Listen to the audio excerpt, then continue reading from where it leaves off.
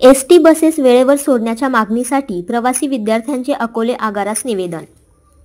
ST buses वेळेवर सोडण्याच्या मागणीसाठी प्रवासी विद्यार्थी यांच्या वतीने अकोले आगारास निवेदन देण्यात आले।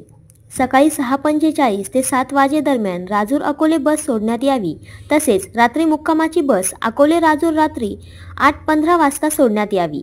या मागणीसाठी सर्व अकोले तालुक्यातील प्रवासी व विद्यार्थी यांच्या वतीने अकोले तालुक्यातील प्रवासी व विद्यार्थी-विद्यार्थिनी निवेदन अकोले आगार यांना देण्यात आले।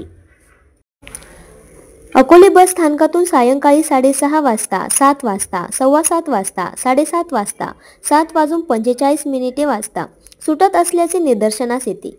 त्यामुळे प्रवासी वर्गात मोठ्या अडचणींचा सामना करावा लागत आहे। तरी सदर बस नेहमी ठरलेल्या वेळेनुसार 6:30 वाजता सुटेल, याबाबत योग्य ती कार्यवाही करण्यात यावी।